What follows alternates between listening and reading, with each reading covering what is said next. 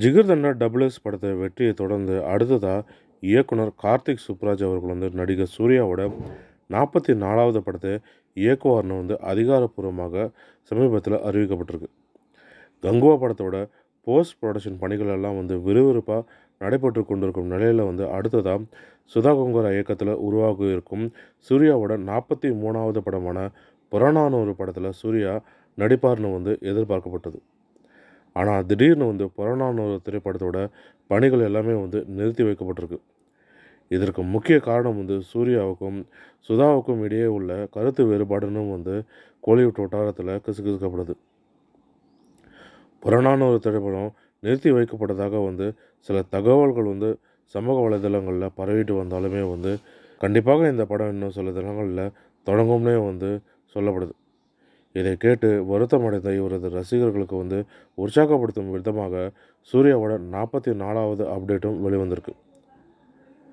சூர்யாவோட 44வது படத்தை சூர்யாவோட 2D என்டர்டெயின்மெண்ட் நிறுவனம் தான் இந்த படத்தை தயாரிக்கவும் இருக்காங்க. இயக்குனர் கார்த்திக் சுப்ராஜ் விஜய்க்காக தயாரித்த கதையில் தான் தற்போது சூர்யா நடிக்கிறார்னு ஒரு பக்கமும், மற்றொரு புறம் அதெல்லாம் கிடையாது, சூர்யாவோட 44வது படத்தை பேச்சுவார்த்தை கிட்டத்தட்ட 2.5 வருடங்களாக நடந்துட்டு வருவதாகவும், இது முழுக்க முழுக்க சூர்யாவுக்காகவே எழுதப்பட்ட கதை அப்படின்னு மற்றொரு புறம் சொல்லப்படுது.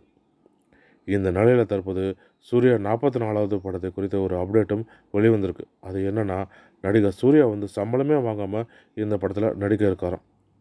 அது மட்டும் இல்லாமல் இந்த படத்தை இயக்கும் இயக்குனர் கார்த்திக் சுப்ராஜுமே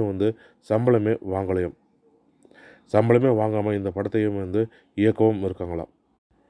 இப்படி நடிகர் மற்றும் இயக்குனர் சம்பளமே வாங்காமல் இந்த படத்தில் பணிபுரிய ஒப்புக்கொண்டதற்கு முக்கிய காரணம் என்னென்னா, படம் ரிலீஸுக்கு பிறகு அதில் வரும் லாபத்தில் நடிகர் சூர்யா மற்றும் இயக்குனர் கார்த்திக் சுப்ராஜ் 2 பேருமே பங்கு போட்டுக்கொள்ளலாம்ன்ற ஒரு ஒப்பந்தமும் போட்டுக்கொண்டிருக்காங்க. இதனால தான் இருவருமே சம்பளம் இல்லாமல் இந்த படத்தில் பணிபுரியவும் தொடங்கியிருக்காங்க. மேலும் இது போன்ற தமிழ் சினிமா தொடர்பான சுவாரஸ்யமான தகவல்களுக்கு RN தமிழ் சினி கலாட்டா யூடியூப் சேனலை பார்க்கவும். நன்றி, வணக்கம்.